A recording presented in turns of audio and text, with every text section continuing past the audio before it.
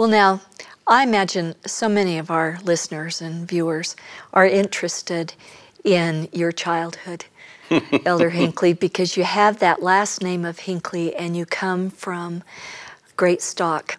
Most of us still hold on to what we learned from your father, President Gordon B. Hinckley. Tell us what your childhood was like with a father who was so involved, even from your early years. I had a great childhood. My siblings and I, there are 5 of us, we really had a wonderful childhood. We lived in a house in what we called then the country. It's now very, very developed. But there was a lot of empty space around us. We had a gully that ran through our property, wooded gully, and we called it the Hollow. My friends and I played in there a great deal, and there was a lot of work to do at our house because we had a garden and everything needed to be maintained. We had irrigation water that came early on Monday mornings in the summer. And my father was busy. When I was a very young man, he was first a counselor in the stake presidency and then became stake president. And it was a very large stake, the East Mill Creek stake. Covered a lot of geography and a very large number of people and a large number of wards. And I remember very clearly during those years, he was gone weeknights because he had meetings, stake meetings.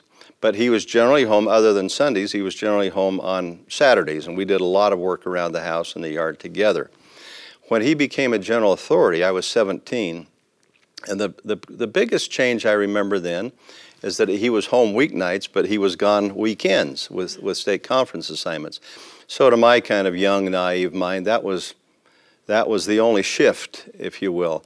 Dad and Mother were obviously wonderfully faithful people, had great testimonies, but they didn't dwell on that a lot. For example, I have friends who say, were your dinner conversations just kind of scripture chases?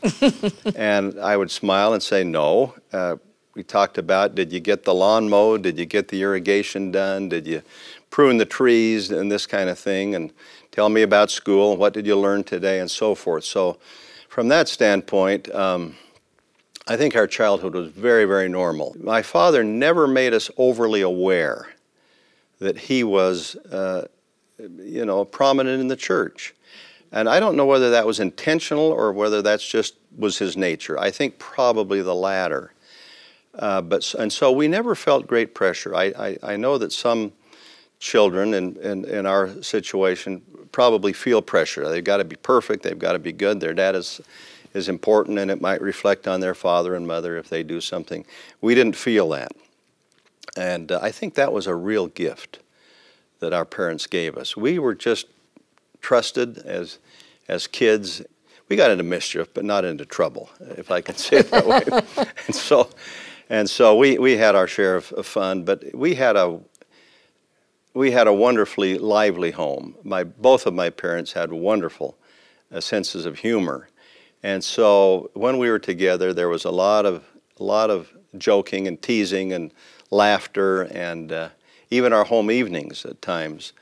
When we were very small, someone would say something funny, and we'd all just kind of get the giggles until my father would say, well, I guess we better continue this next week. So just a great childhood, normal and no feeling of pressure.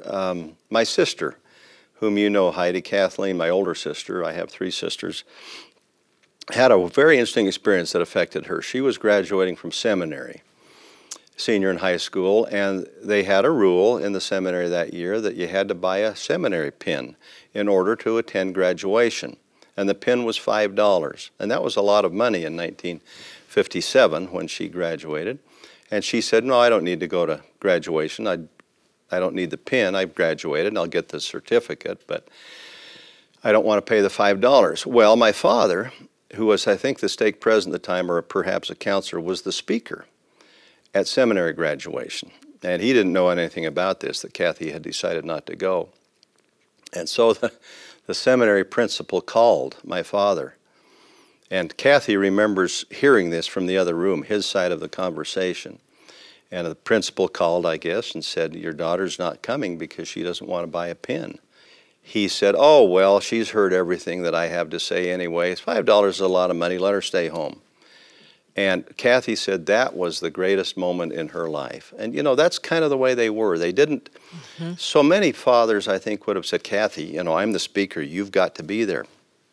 Just let those things slide a little bit. So we knew what was important, we knew what we shouldn't do, we knew what we should do, but there was a lot of latitude in between those extremes.